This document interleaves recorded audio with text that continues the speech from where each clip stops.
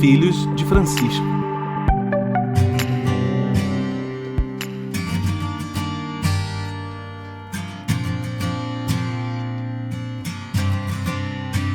Bom dia, boa tarde, boa noite, chegando até você os Filhos de Francisco, podcast de quem tem Deus por Pai e Francisco por Paizão.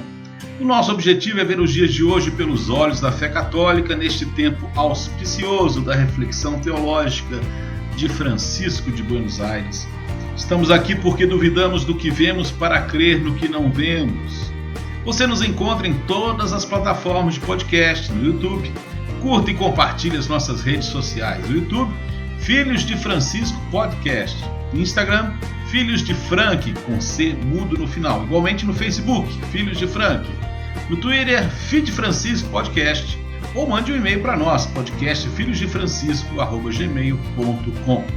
Comigo, Gabriel Resgala Silva, direto da Princesa da Mata, Rainha do Vale, a Doce Carangola. Ele é psicólogo e mestre em ciência da religião pela Universidade Federal de Juiz de Fora. Eu, Luiz Alberto, licenciado em filosofia pela PUC Minas e educador há 30 anos. Moro em Montanha, capital da amizade, no norte do Espírito Santo, mas estou de home office na freguesia do Oss, São Paulo, capital. Direto do Meiro, o orgulho dos subúrbios suburbanos, Luiz Felipe Barbedo, que é professor e psicólogo pelo FRJ, que não está presente hoje. Barbedo está junto com a família comemorando o aniversário, não pôde participar desse momento conosco. E nós vamos começar o nosso tema, que é um tema muito atual, o tema deste episódio.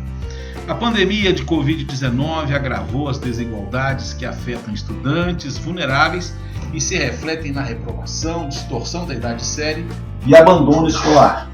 A conclusão é do Fundo das Nações Unidas para a Infância, UNICEF, que divulgou em 28 de janeiro deste ano, no Rio de Janeiro, pesquisa com dados indicando que chega a 5 milhões e meio o número de crianças e adolescentes que estavam sem atividades escolares ou fora da escola em outubro do ano passado aqui no Brasil. Meninos, negros, indígenas, estudantes com deficiência e moradores de áreas rurais ou do norte e nordeste do país são as principais vítimas do problema. Já em nota técnica divulgada no dia 29 de janeiro, a Sociedade Brasileira de Pediatria defendeu a reabertura urgente das escolas, pedindo que autoridades governamentais, municipal, estadual e federal somassem esforços para proporcionar condições estruturais e sanitárias que possibilitassem a retomada das unidades de ensino de forma segura e alerta para os impactos negativos do desenvolvimento infantil observados desde o início da pandemia. Por sua vez, o Conselho Nacional de Educação autorizou, em 6 de outubro de 2020, por unanimidade, que as escolas da rede pública e particulares fizessem aulas remotas até o final de 2021, caso fosse essa a decisão da rede, a opção decidida pela própria rede. Quem vai falar para nós sobre isso hoje é um convidado que já esteve aqui conosco, o Darrice, que é mestre em ciência política e doutor em ciências sociais, presidente do Instituto Cultiva. Ele é condecorado com a medalha do Grande Mérito Educacional de Minas Gerais, ex-consultor da ONU e avaliador de projetos de desenvolvimento territorial financiados pelo Banco Mundial. É o coordenador nacional da Economia de Francisco e do Pacto Educativo Global, projetos encabeçados e estimulados pelo Papa Francisco. E, aliás, o nosso episódio sobre o Pacto Educativo Global você pode procurar nos episódios anteriores do podcast. Rudá, uma alegria, agradecemos desde já a sua presença, sua participação aqui conosco, num tema que é tão importante, tão significativo e que acabou sendo muito especial, porque quando a gente pensou nesse episódio, o contexto ainda era um pouco mais promissor. E hoje as escolas estão fechando pelo país afora simplesmente porque o sistema de saúde está em colapso. A gente vai até falar sobre isso, mas eu gostaria de ir um pouco além, dando 2 passos para trás, né? Como é que vocês no Instituto Cultiva analisaram a educação em 2020? Nós tivemos ao mesmo tempo o Enem mais injusto da história e professores completamente estafados. Bom dia, boa tarde, boa noite. Então, como é que foi a educação em 2020 no Brasil? Oi, Luiz, é um prazer estar aqui. Oi, Gabriel e os que estão nos ouvindo. É engraçado essa situação que a gente está vivendo, que a gente está encontrando à distância, é verdade, mais os amigos agora do que antes, né? Quando a gente podia pegar um ônibus, um carro, um avião. Mas, veja, vou direto então para a sua questão. A avaliação que a nossa equipe vem fazendo, junto inclusive a vários institutos federais do país e também redes municipais de ensino, que a gente atua mais, sindicatos de professores, diretores de escola, né? É que, em primeiro lugar, nós perdemos o ano. Vários secretários, inclusive de capitais, eles não querem dizer isso publicamente, mas reservadamente com especialistas como da nossa equipe, eles dizem que fica muito nítido que foi perdido o ano. Nós temos redes municipais e capitais em que uma parte significativa dos pais não queriam mais que os alunos tivessem aula remota. Eles diziam que queriam cancelar o ano, que o seu filho repetisse. Essas situações não estão vindo a público, o que eu acho uma vergonha, porque nós temos um país que o serviço público ele é cheio de mistério, né? As pessoas não ouvem o que os gestores estão sentindo na pele. Evidentemente que vários desses secretários de educação começaram a buscar algumas soluções para tentar superar o fracasso que foi 2020. O fracasso é imenso. Todos os secretários estaduais de educação dizem que sabem, eles falam assim, não, nós sabemos que 30% de cara não conseguem participar do ensino remoto. Eles já descartam 30% da população. Sabe onde estão esses 30%? Nas áreas rurais, nas áreas periféricas, mais distantes, onde não tem sinal muito bom, onde as famílias só têm um celular para poder estar acessando as aulas remotas, baixar material pedagógico e assim por diante. Então, assim, é uma situação... Em primeiro lugar é isso, né? Assim, eu tenho para mim que o ano passado foi perdido do ponto de vista de um rigor pedagógico e de algum tipo de contato dos educadores com o cotidiano, a vida e o processo de desenvolvimento dos nossos alunos, né? Também nós tivemos apostilas, eu vou chamar desse jeito, apostilas de ensino remoto com erros grosseiros, e inclusive adotando os pais como auxiliar do professor. Nós chegamos a analisar apostilas e orientações de atividades remotas em que as orientações que se davam para os pais por escrito tinham sido plagiadas de apostilas e orientações de aulas remotas de uma empresa conhecidíssima na área de educação, que quando nós fomos analisar, não era orientação para pai, era orientação para professor, que eles copiaram literalmente. Ora, é desconhecer completamente o perfil das famílias no Brasil. E por que isso? Porque nós entramos num tecnicismo, numa burocracia, numa transformação de aluno em índice de IDEB, Enem, que é o modelo norte-americano fracassado, é a pior educação da América. Quem diz isso são os americanos, né? Inclusive um documento oficial dos Estados Unidos sobre a educação básica daquele país, que leva o título Uma Nação em Risco. E quem diz isso é Diana Ravitch, que implantou esses modelos de avaliação externa com premiação das escolas e professores que tivessem o melhor índice, tipo IDEB dos Estados Unidos.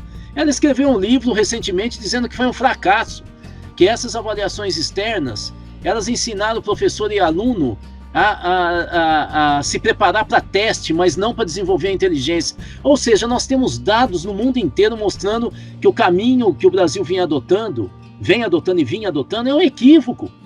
Então, como a gente fica muito em cima desses números, o que ocorreu foi que na hora que as escolas bloquearam o ensino presencial e começou a adotar ensino remoto, elas simplesmente não sabiam mais o que fazer. E aí eles fizeram uma transposição mecânica da aula presencial para a aula virtual. E nós entramos nesse descalabro. Mas tem uma segunda, para não me delongar muito, Luiz, tem uma segunda característica que nós estamos percebendo importante. É que, apesar desse descalabro todo que eu venho falando, que para mim é uma irresponsabilidade em relação ao serviço público, o que nós estamos percebendo em muitos municípios é que os pais, pelo menos, estão dizendo que agora eles estão sendo mais ouvidos pela escola, em alguns casos pelo professor. O que isso revela, Luiz? Que quando nós tínhamos aula presencial, as escolas não tinham tanto contato como agora. Agora eles telefonam, às vezes mandam alguém em casa, até mesmo quando se distribui cesta básica. Os professores ligam, formam grupos de WhatsApp quando é possível formar. E vários pais estão dizendo que agora eles têm pelo menos contato com a escola, apesar de muitos deles não concordarem com as aulas, a qualidade das aulas remotas. Mas mesmo assim, eles estão sendo mais ouvidos, eles estão dialogando. Isso revela como o que nós fazíamos durante o ensino presencial não era tão bom assim, como às vezes a gente fica falando, né? Não era tão normal assim. É isso, Luiz. Mais tarde eu vou complementar essa pergunta, mas é para eu não alongar também a minha participação. Bom dia, boa tarde, boa noite, Gabriel. A palavra está com você. Um alô para os ouvintes e também a pergunta para o Rudá. Bom dia, boa tarde, boa noite, todo mundo que está nos ouvindo.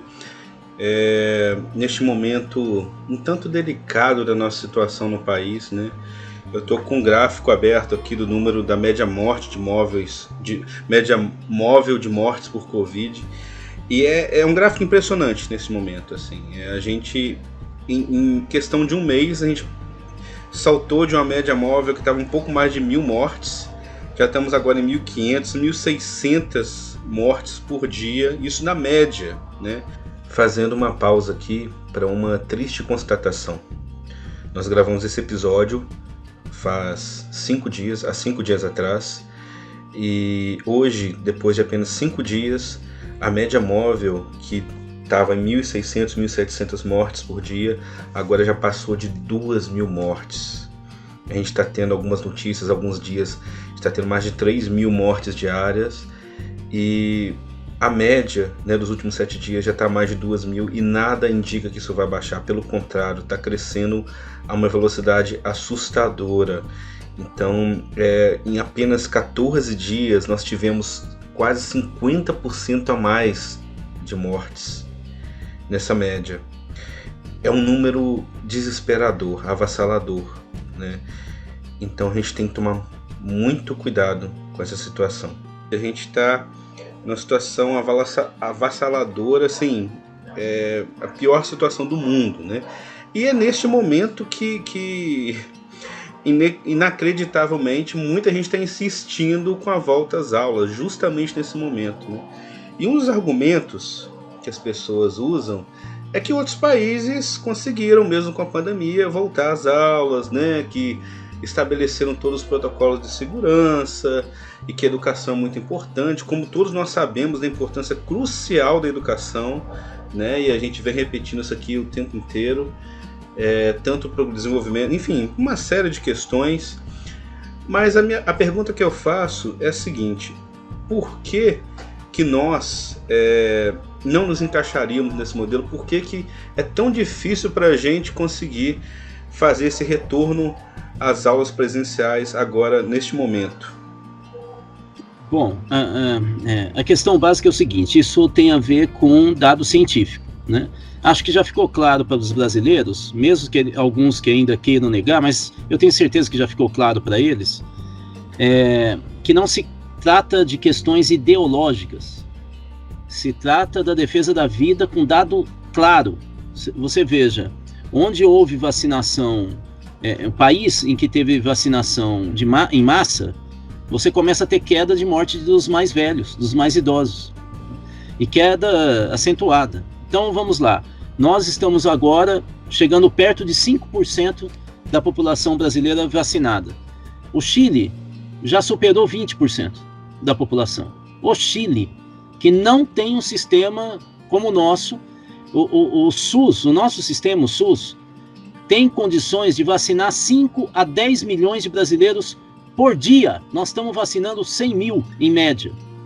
Bom, então o que está acontecendo na Europa? A Europa está em queda de casos na média móvel mensal, semanal, e diária, já está em queda. Mais do que isso, a população europeia, por exemplo, né, eu vou centrar aqui na Europa, né, são países que já estão voltando à aula presencial. A população infanto-juvenil da Europa é muito menor do que a nossa. O que isso significa? Que o número de alunos por escola é muito baixo. Você se lembra que quando Macron assume o governo na França, a primeira medida dele foi reduzir para, se não me engano, 11 alunos ou 15 alunos por sala, em todo o país. Não é só a rede pública, não. E isso porque você não tem tanta criança e adolescente um pouco mais, mas tanta criança na Europa. No Brasil, não. Embora hoje a gente seja o país da juventude, a gente já foi o país da adolescência e da infância, né? Nós estamos ficando velhos também. Grande parte da população brasileira está em idade escolar. Um número muito significativo. Isso significa milhões de brasileiros, isso significa escolas com 1.000 alunos. A Europa ri de escolas com tantos alunos. Então, isso significa que mesmo você tendo poucos alunos na sala de aula, fazendo rodízio, na hora que eles saem, lembrando da pesquisa importante da Universidade de Granada, que dizia que uma sala com 20 alunos ela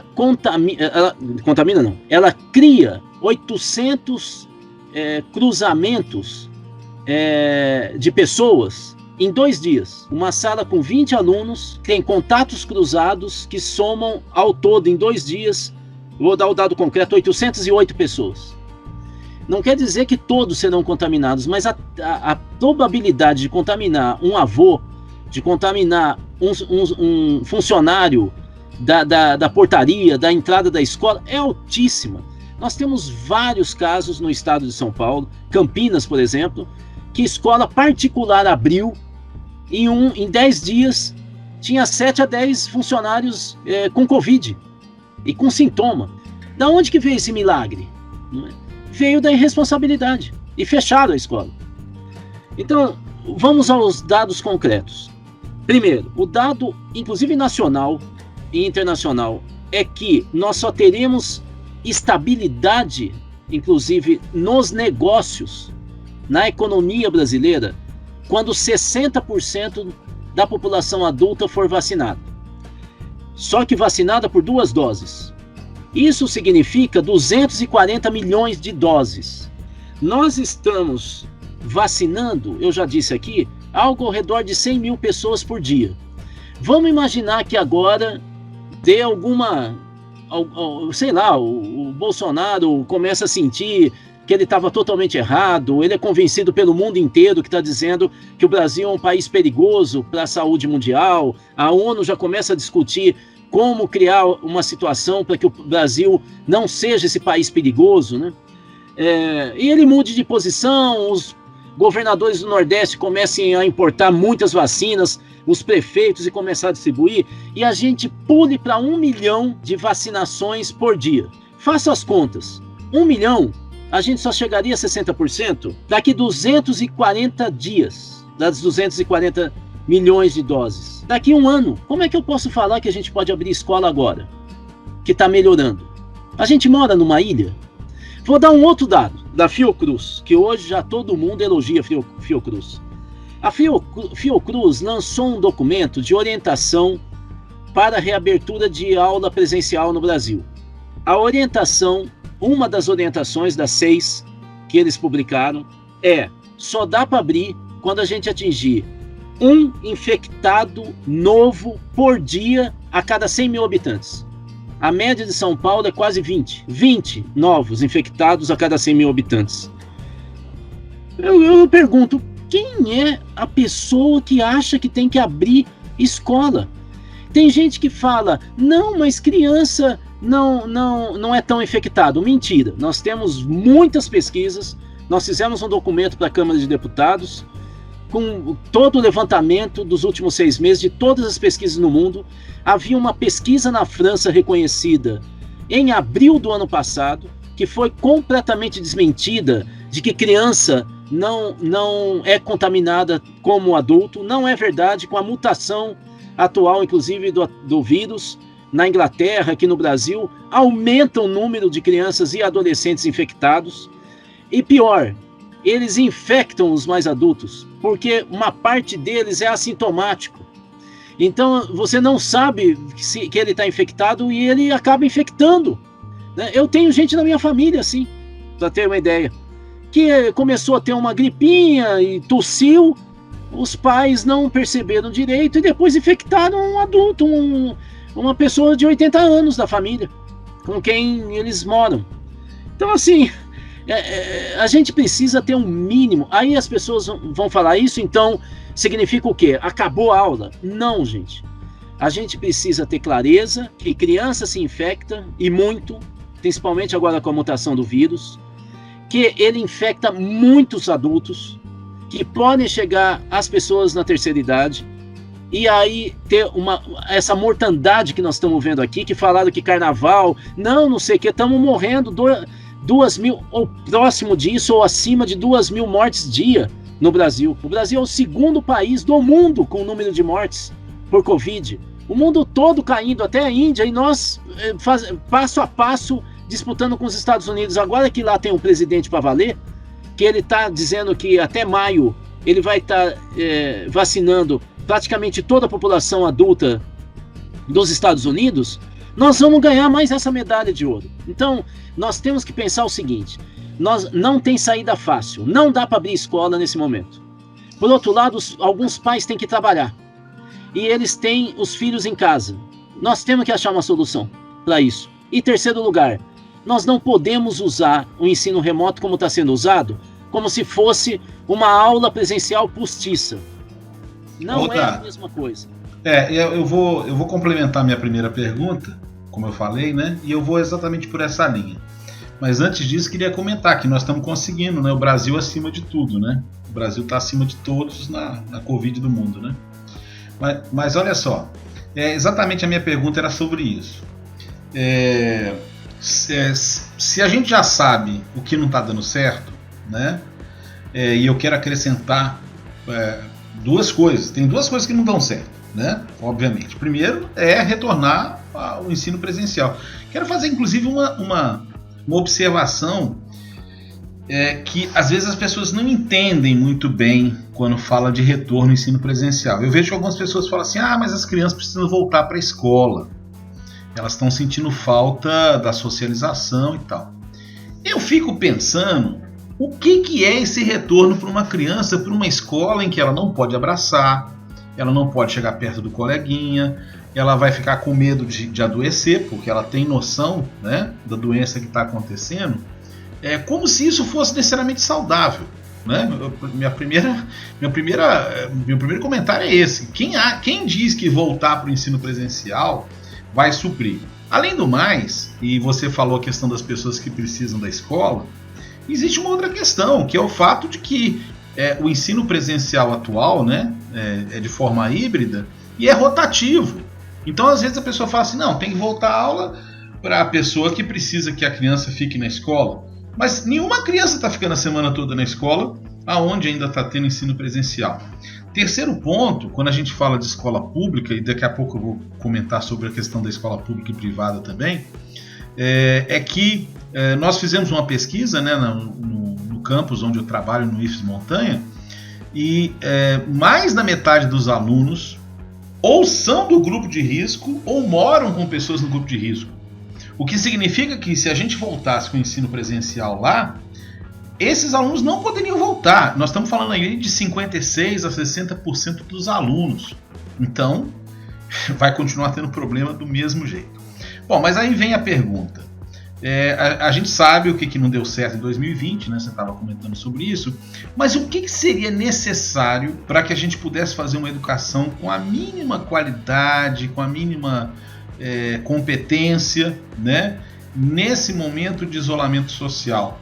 Fosse presencial, fosse totalmente remoto, né? Ou fosse de forma híbrida, que também não vai conseguir ser implantado agora. Qual seria o caminho? Existem caminhos, existem experiências que mostram que é possível que o aluno que em casa possa, de fato, ter um mínimo de desenvolvimento nas competências e habilidades que são necessárias, inclusive fazendo observação, né, que esse aluno foi em muitas escolas, né, principalmente na rede privada, me parece, eles foram entupidos de módulo aula, né, como se fosse possível ter módulo aula dentro de casa. Enfim, tem alguma saída? Alguém encontrou um caminho que pudesse aí nos dar uma esperança quanto a isso?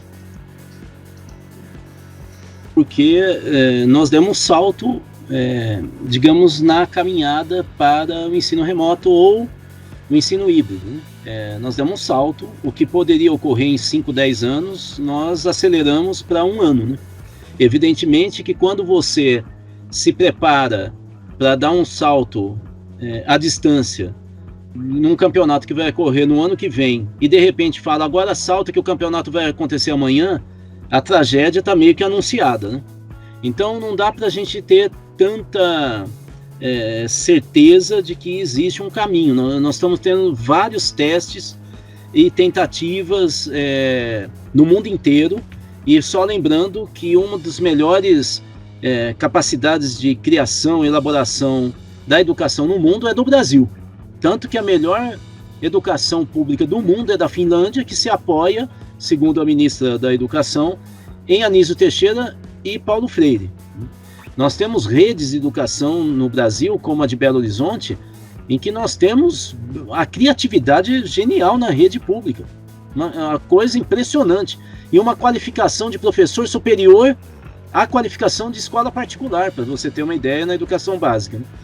Então, assim, nós temos que valorizar um pouquinho mais o Brasil, que fica falando, só para lembrar, a educação norte-americana que eu falei que é pior, a educação básica da América, os brasileirinhos que vão morar nos Estados Unidos disputam o primeiro lugar na educação básica nas suas salas de aula com coreano, pra ter uma ideia.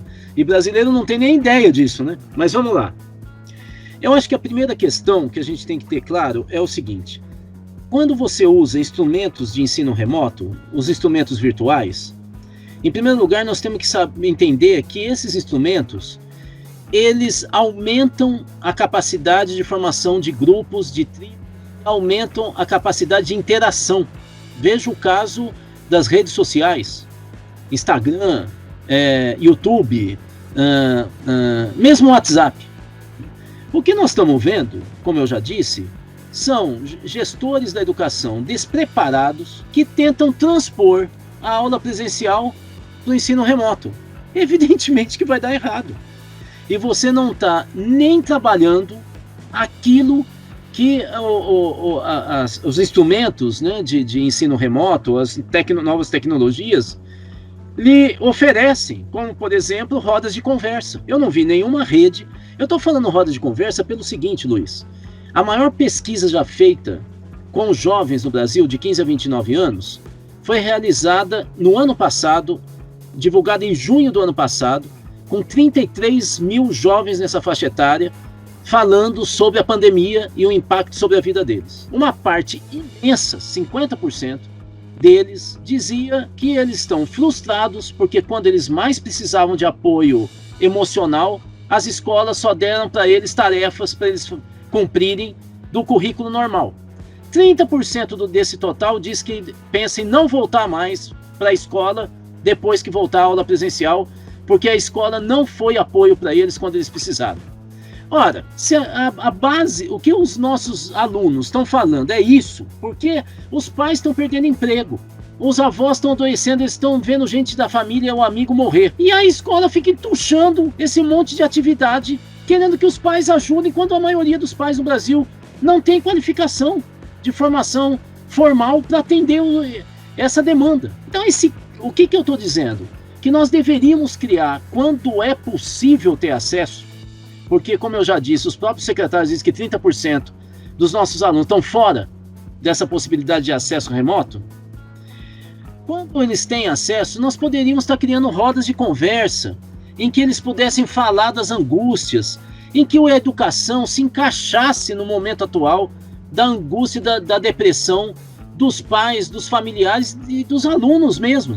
Mas não, a gente fica com um monte de aulinha formal, com desespero de continuar com o índice do IDEB e com o ingresso no Enem. Quer dizer, é algo assim completamente frio, não é? É algo que transforma a pessoa e o ser humano em número, E pior do que isso, numa espécie de moeda, para que o secretário diga, olha só o que eu fiz, é um esforço imenso que eu estou fazendo. Ele pouco se preocupa em ouvir os pais, mesmo os pais falando que agora estão sendo mais ouvidos.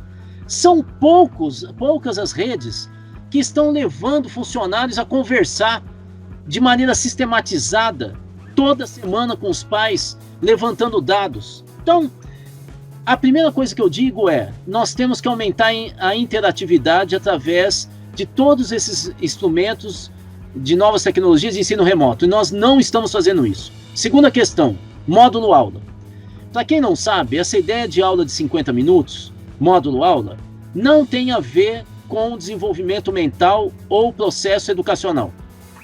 Ele tem a ver com uma conta de chegada feita no final do século XIX por um educador taylorista chamado Joseph Meyer Rice, que inventou qual era o currículo básico da educação básica que deveria ser feito no mundo ocidental, e ele diz, são os conteúdos para formar operários, por isso que chama ensino primário nos Estados Unidos. O Brasil também teve esse nome antes de ser ensino fundamental 1, e o primário se chamava assim porque era o basicão das 4 operações da matemática, saber ler, não tinha muita preocupação em saber escrever, mas saber ler por quê? Porque ele iria ler a apostila para usar a máquina, para saber como usa a máquina na fábrica, e disciplina, psicologia industrial.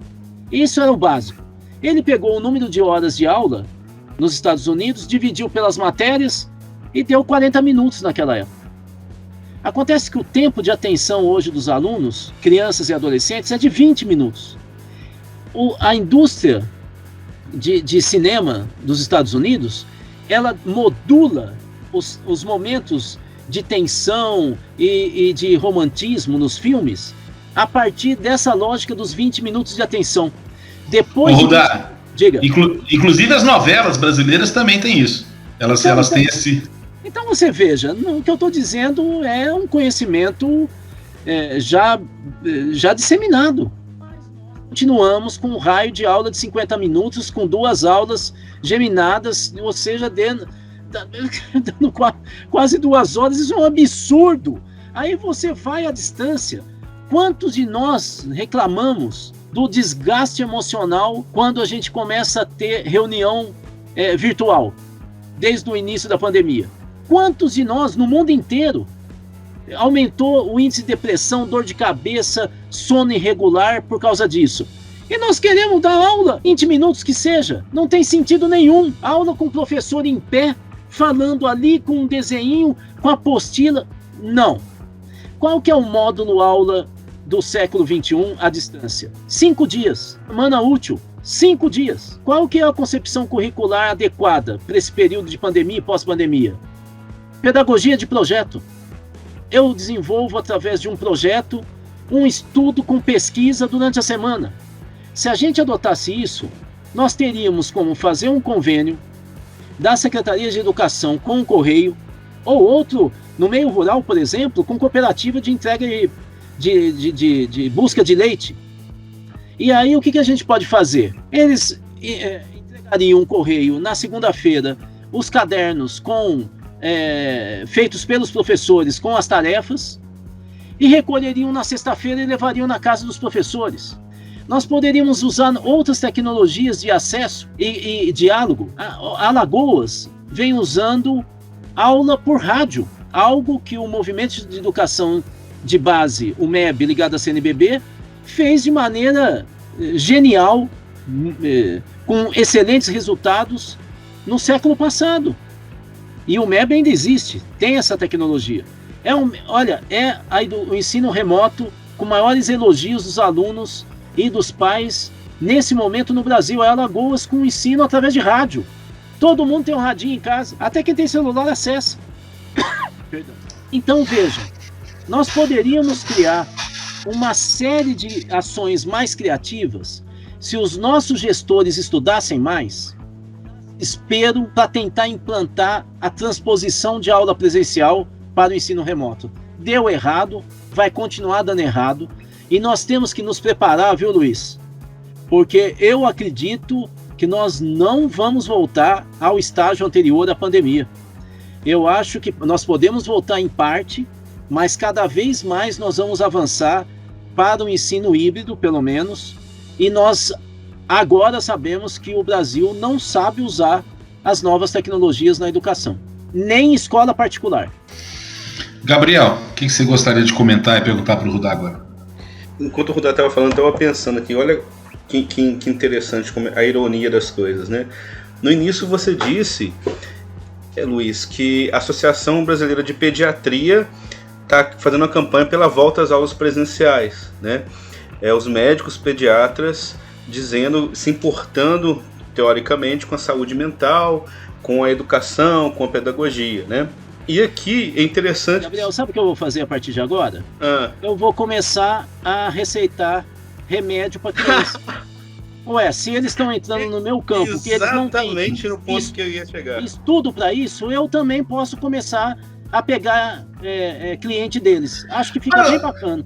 Mas, ô Rudá, convenhamos, boa parte, eu não vou dar estatística aqui, mas boa parte dos médicos brasileiros, eu cheguei à conclusão, é curandeiro.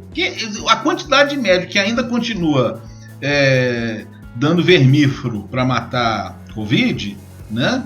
É curandeiro. Fecha parênteses, volta aí, Gabriel. Eu nem vou entrar nesse mérito, Luiz. A Itália acaba de anunciar fechamento das escolas. Agora, né? Agora. Enquanto nós estamos gravando. E lá os números não estão aumentando como aqui, né? Por causa da nova onda de Covid e com as mutações. Sim. Mas duvido que lá tá tão ruim como aqui, né? Não tá. Mas enfim. Luiz, eu nem entro nesse mérito assim de julgar o teor dos médicos, porque eu sou profissional de saúde, então eu tenho que manter uma boa relação com a classe. Inclusive eu tenho grandes amigos médicos que me ajudam muito aí, né? Por isso que eu não dei estatística. Sim. Eu falei que boa parte. Mas a ironia que eu ia chegar é o seguinte: os médicos se dizendo preocupados com a saúde mental, com o aprendizado, com a pedagogia, que nós temos um psicólogo, um filósofo e um especialista em educação preocupados com a vida, preocupados com a saúde física das pessoas, que deveria ser a primeira preocupação dos médicos, né? Olha como é que os papéis estão invertidos, né? E assim, eu como psicólogo, eu desde o início da pandemia venho ouvindo falar muito da preocupação com a saúde mental, esse tipo de coisa, né? E uma coisa que o presidente adora lembrar também, como isso o isolamento e a falta de interações aumenta o caso de depressão, ansiedade, até suicídio. E eu só gostaria de dizer uma coisa: depressão, ansiedade, eu acho completamente mais fácil de reverter do que uma doença que pode ser tão avassaladora como uma Covid assim, né? E por outro lado, nada foi implementado em termos nacionais para melhorar a saúde mental das pessoas e para prevenir esses casos que são realmente complicados, né, de adoecimento mental, mas que são preveníveis, totalmente preveníveis. E aí, emendando na pergunta, o Rudá já falou um pouquinho, mas eu gostaria que ele comentasse um pouco mais, que eu achei muito interessante essas ideias de o que a gente pode fazer então, já que nós temos, um problema real, né, das crianças em casa, e nós temos muitas crianças já há um ano e a família não sabendo o que fazer. O que nós podemos pensar em termos de prevenção da saúde mental, de utilizar talvez as escolas como uma forma de... já falou um pouco de rodas de conversa, mas outras ideias talvez para a gente prevenir a questão da saúde mental, prevenir que as coisas piorem ainda mais para as crianças e para as famílias nesse momento. Bom, vamos por parte. Em primeiro lugar, nós temos que fazer o Estado atender as famílias. E o melhor caminho é através da educação, também pela saúde, mas principalmente pela educação. Nós temos que ter nas escolas e nas secretarias de educação técnicos formados para isso, para entrar em contato com as famílias, ou pelo WhatsApp, ou por telefone, ou quando a gente tiver com a aula presencial de volta, nós temos que continuar tendo visitas com as famílias. Onde isso ocorreu, nós tivemos um impacto imenso sobre a organização dos planos de aula. Porque quando você sabe que uma aluna, eu não vou falar casos reais, tá ok? Uma aluna começou a ficar apática e perder nota durante um semestre, e quando você sabe que a causa foi o suicídio do irmão dela, ela viu, foi a primeira pessoa da família a ver o corpo do irmão mais velho, você sabe que ali o projeto pedagógico é de saúde mental, é de apoio psicológico a essa menina. E isso não é só saúde, isso é educação, pedagogia, a possibilidade, significa a ação de conduzir o aluno. E a condução não se dá através de chute, ele se dá através de uma orientação para a vida. Como que alguém vai poder estudar tranquilamente em casa se ele não tem lugar para estudar? Como é que nós vamos dar tarefas para os pais ajudarem se os pais são analfabetos?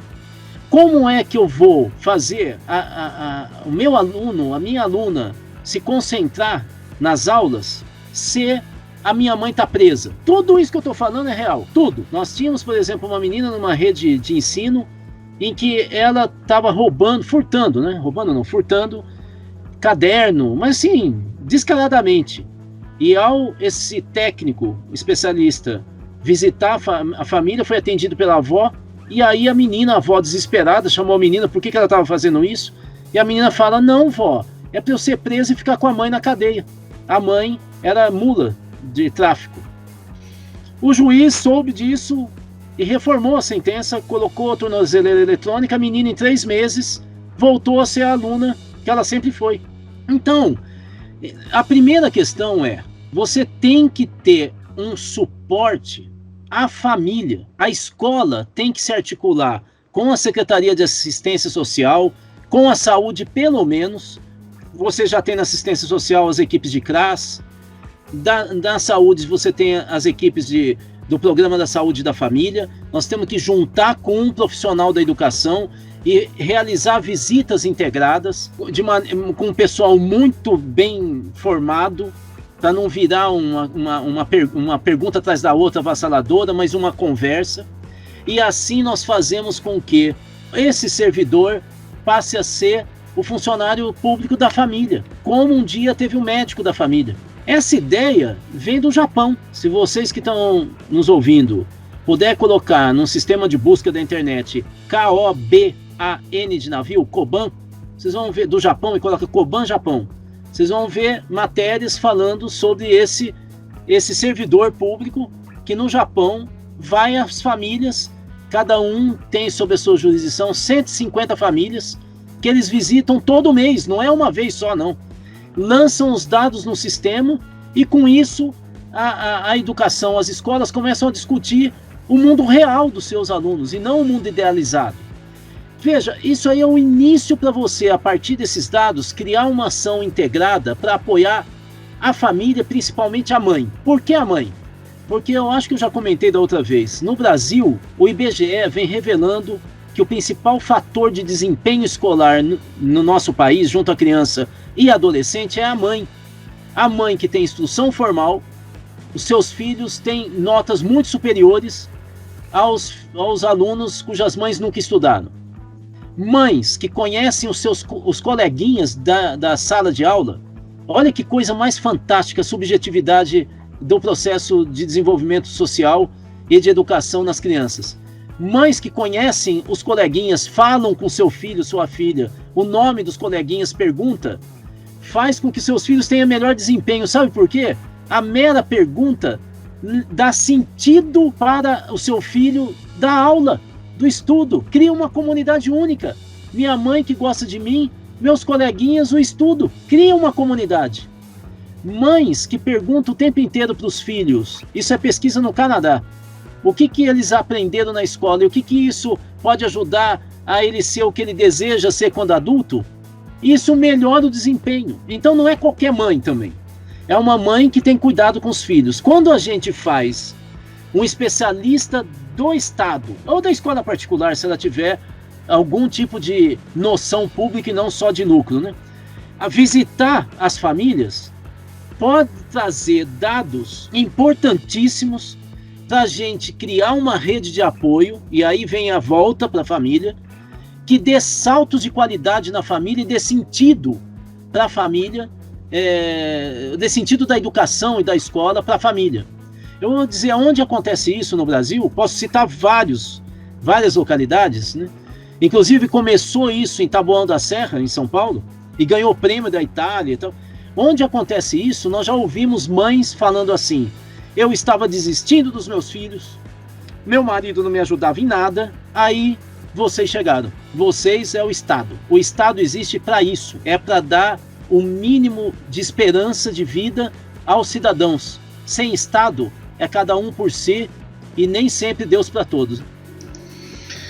Nós estamos chegando aí próximo do encerramento desse episódio, né, que com tanta riqueza e tanta coisa boa. Eu quero fazer alguns comentários, ainda vou fazer uma pergunta, Gabriel também, mas eu me lembrei quando o Gabriel falava da Sociedade de Pediatria dando palpite no campo educacional, quando o George Bush, o filho, né, fez a guerra do Iraque, até uma boa referência, porque o Papa Francisco teve uma viagem histórica agora no Iraque esses dias. Eu me lembro que o George Bush, ele decretou a guerra em nome de Deus, né? E o Papa João Paulo II, na época, fez um discurso contra a guerra em nome da humanidade, né? Então esse detalhe me lembrei agora por conta dessa circunstância. Uma outra observação que eu queria fazer é que é um absurdo completo, total, a suposta dificuldade de acesso aos alunos nesse momento. Eu digo que isso se deve basicamente à incompetência completa dos gestores. O Rudá citou o caso de Alagoas utilizando o rádio. Praticamente o uso que foi feito da televisão nesse momento para o campo educacional, a gente teve algumas experiências muito ruins, e a gente tem uma televisão de qualidade no Brasil, né? Se houvesse alguma coordenação nacional, poderia até se pedir, se exigir uma rede, né? Uma rede gratuita, né? No horário, nas emissoras comerciais, pela manhã que fosse. É uma situação de calamidade, está lá no decreto, né? Então a gente vê que, infelizmente, a gente foi pego num contrapé histórico de uma absoluta ausência de competência. Em alguns estados isso é bem pior até do que em outros, diga-se de passagem, mas é uma coisa bastante... É um absurdo imaginar que no século XXI alguém esteja sem acesso à educação. E eu me lembro, o Rudá conheceu, né, o professor Alexis lá em Teófilo Otoni, ele é cubano, e eu lembro de Alex comentando que em Cuba a educação ela é feita pela televisão, a educação escolar, né, é feita pela televisão, é transmitido, os melhores professores, né, dão aula pela televisão, e nas escolas os professores dão aula para os alunos, dado pela televisão assim. Os alunos assistem na escola uma aula transmitida direto de Havana, com os melhores professores do país, e os professores em sala de aula continuam aquele trabalho, né, continuam a aula a partir do trabalho ali, né, dentro de sala de aula. Quer dizer, o mundo tem tecnologia para isso, né? E a gente, infelizmente, passou por isso. Rudá, eu vou fazer uma pergunta, eu vou pedir uma resposta rápida para você. Antes de até pedir para você falar do pacto, das novidades do pacto. Mas a minha pergunta agora para você é a seguinte. Imagine um diretor de escola privada te procurando nesse momento, né? Procurando pessoas que... uma sugestão do que fazer nesse momento. A gente sabe que a educação privada tem suas características próprias, as demandas dos pais são muito próprias, né? O que uma escola privada poderia fazer num momento como esse, de uma educação que pudesse ser significativa para os alunos? Afinal de contas, e isso se tornou uma praga no Brasil nos últimos anos, né? A educação privada caiu no discurso conteudista, os pais caíram no discurso conteudista novamente, enfim. Tem saída para a educação privada nesse momento? Tem, desde que ela seja educação.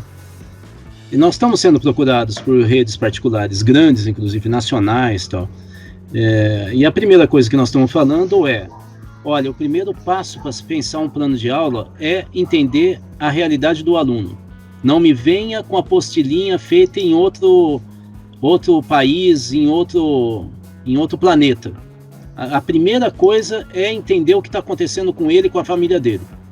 Porque se havia, desde antes, na aula presencial, uma espécie ou de consórcio ou competição entre a educação formal feita na escola e a educação não formal feita em casa, pelos amigos, pela vizinhança, pela família, agora então inverteu um pouco o jogo. O maior tempo é em casa, com pais que estão trabalhando, muitos deles, principalmente se forem profissionais liberais, de classe média, média alta, eles estão em casa. Nós estamos fazendo pesquisas para saber o que está acontecendo em casa. E nós estamos vendo que em torno de 46% dos pais de família, claro que não é uma pesquisa nacional, ela é pontual, mas é um indício, pelo menos, dos pais que estão trabalhando em casa, em trabalho remoto, eles em home office, quase metade desses pais têm filhos. E quase 50%, 46%, 47%, eles próprios cuidam dos filhos. Porque os filhos não estão indo para a escola também. E também eles não têm, muitas vezes não está vindo gente mais todo dia em casa. Ou vem e depois interrompe quando alguém da sua família adoece. Aí tem que esperar 3 dias, fazer o exame. Isso, sabe o que está acontecendo? A quantidade desses profissionais que estão tendo tensões e brigas na família é cada vez maior. Também gira em torno de 40%.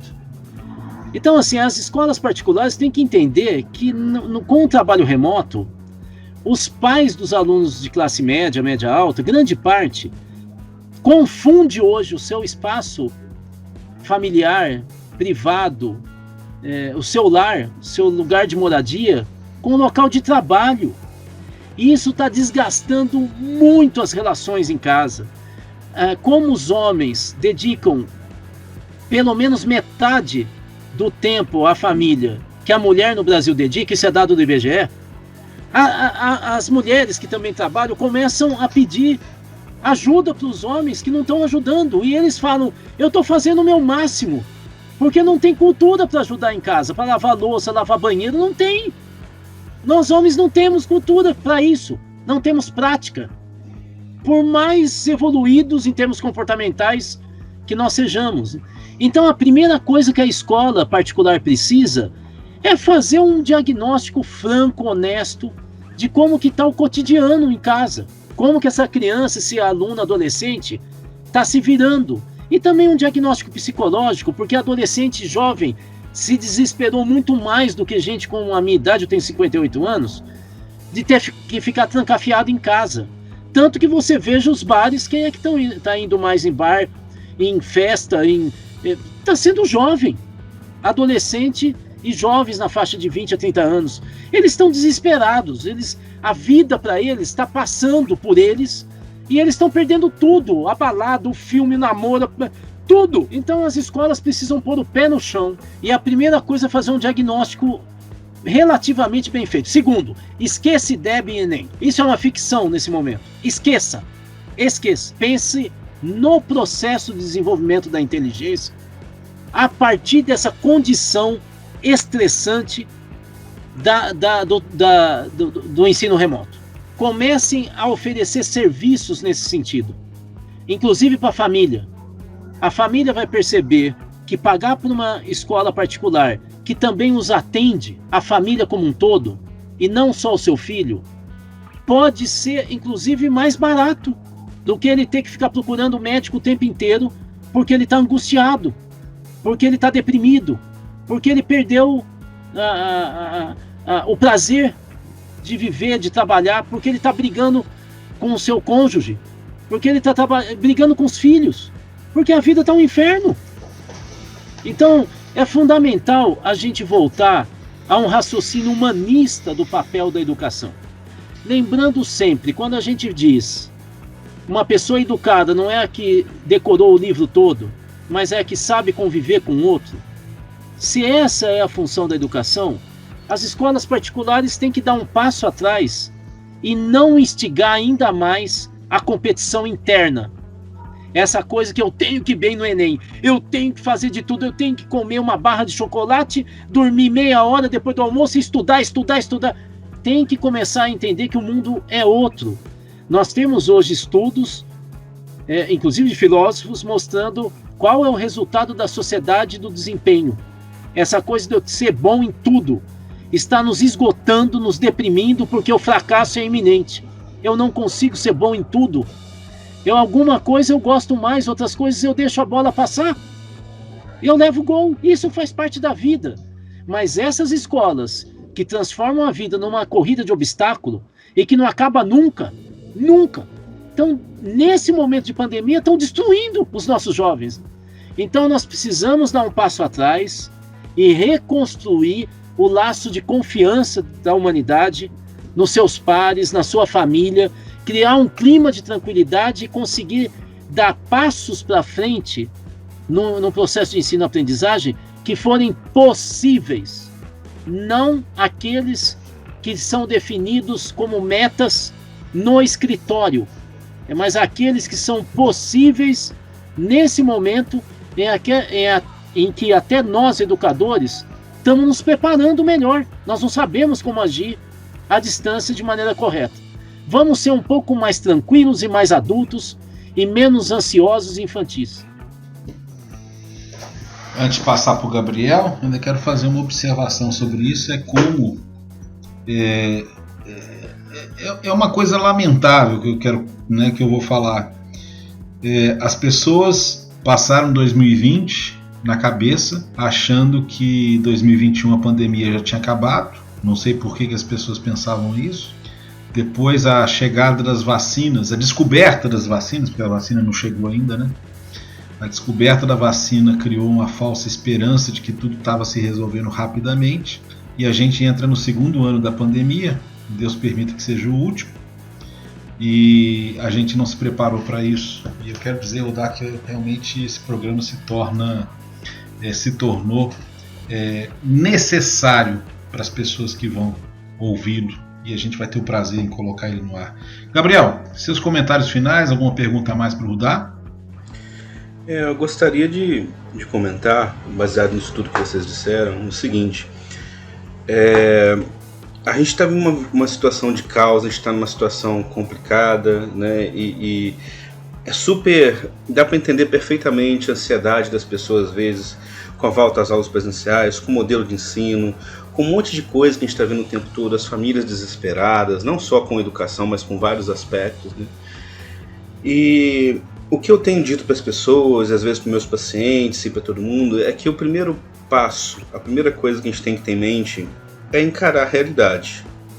Não é um momento de desespero, mas é um momento de aceitação da realidade que bate à nossa porta, está sendo escancarada para a gente. Nós estamos enfrentando uma pandemia avassaladora e nós somos o pior país do mundo em relação à gestão dessa pandemia, segundo alguns estudos, algumas análises internacionais, né? O mundo inteiro está preocupado conosco. E isso não é questão política, ideológica e de bandeira partidária, não. Isso é a realidade que está na nossa porta.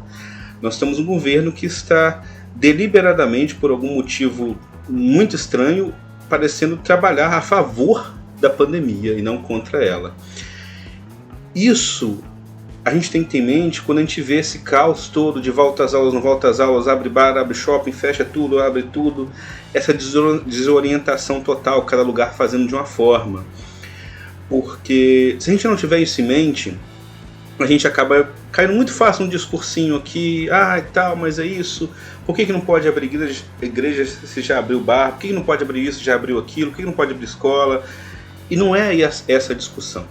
A discussão é, nós estamos num barco à deriva, onde o capitão não está nem aí para ninguém, e nós temos que pensar o que fazer para proteger nós mesmos e quem está ao nosso redor, a nossa família, nossos amigos, e pesquisar e entender a complexidade da situação, já que infelizmente quem deveria entender e explicar para a gente toda essa complexidade, não está fazendo, né? Esse é o primeiro ponto. E o segundo ponto é que há solução, há como a gente caminhar e sobreviver a isso, já que a maioria de nós vai sobreviver, isso tudo vai passar, como todas as outras pandemias passaram, e a gente tem que pensar nisso, no futuro. Nós estamos num momento caótico, nós estamos num momento de uma crise avassaladora, mas nós vamos enfrentar isso tudo. O que nós temos que fazer é como mudar disso, não dá para fingir que não tem nada acontecendo, não dá para tratar a educação da mesma forma, conteudista, querer tapar o sol com a peneira, fazer nem esquecer o que está vivendo. Não, a gente tem que repensar tudo para esse momento de crise. Essa é a solução.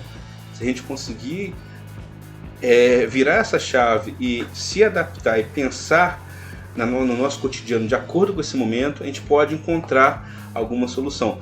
Pode deixar marcas, pode deixar dificuldades, pode ser difícil encarar isso tudo, como está sendo difícil para todo mundo, difícil chegar depois, né, e reabrir não só os lugares que estão fechados, mas a nossa mente também, né?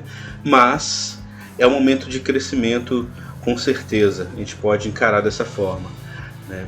E vamos continuar, vamos ter fé e não vamos cair em qualquer coisa facilmente. É isso. E eu aproveito essa fala de esperança do Gabriel para...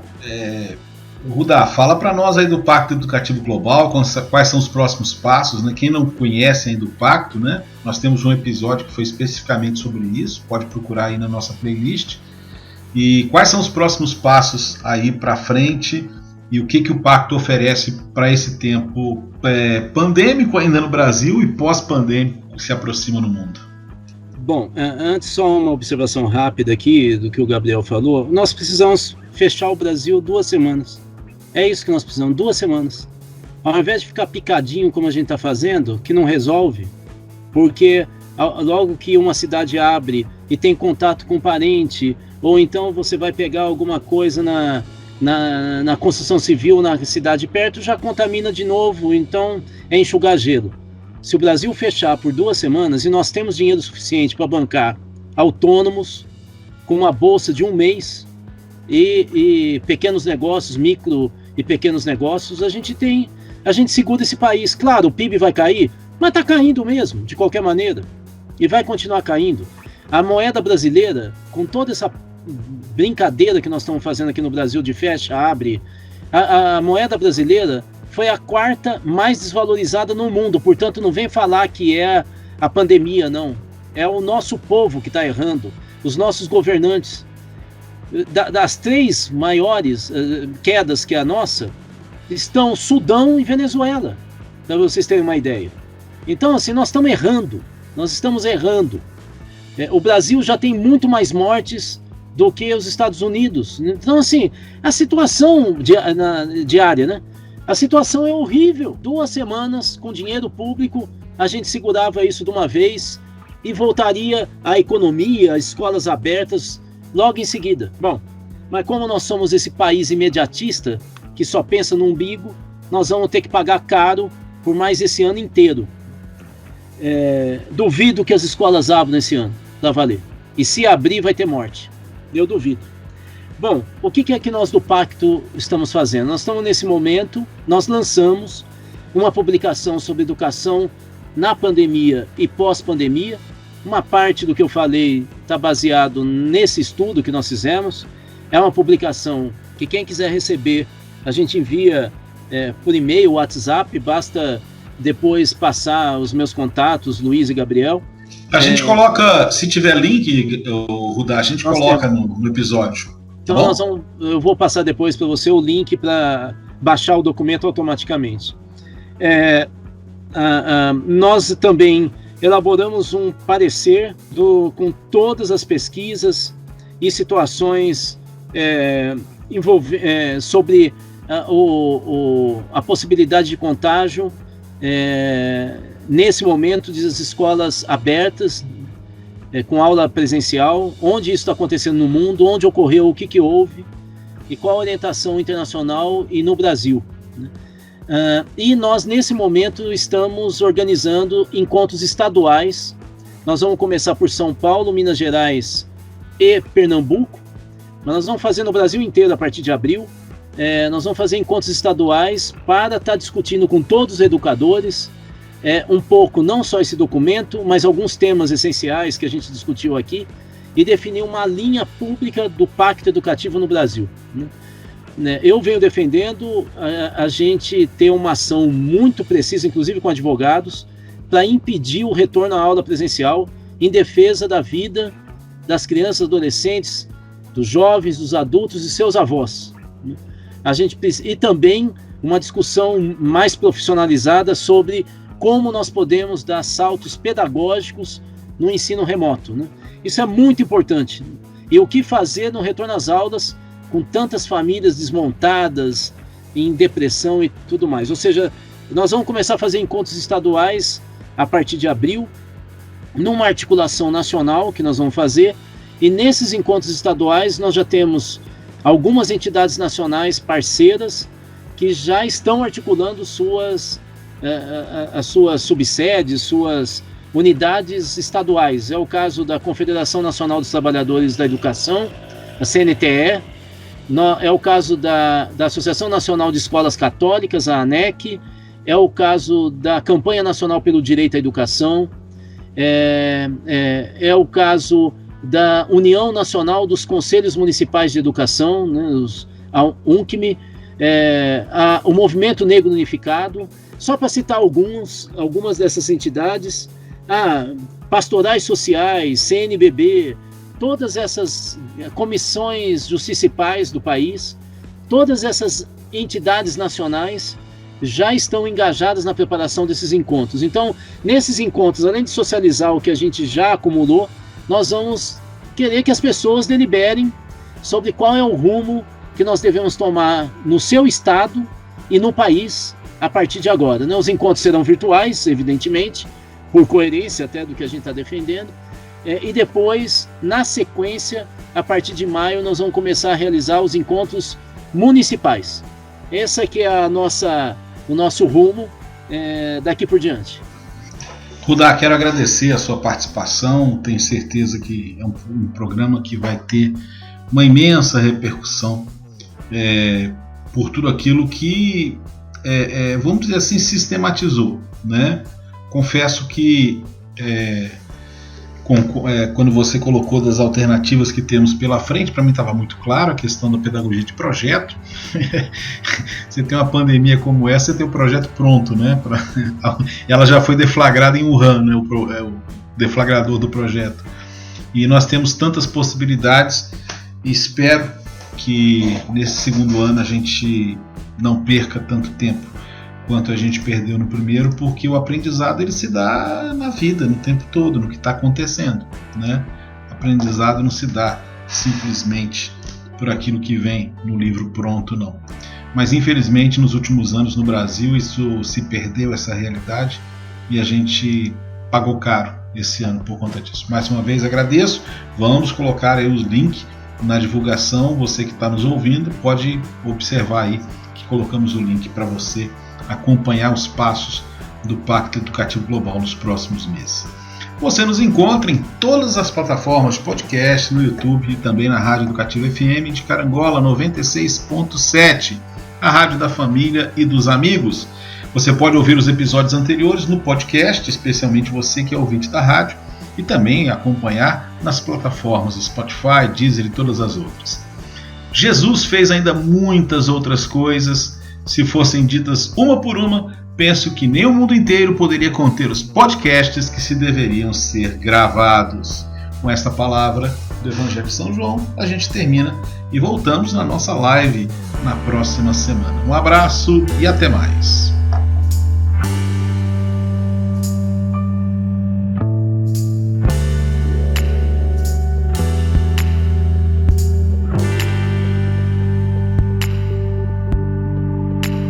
Filhos de Francisco.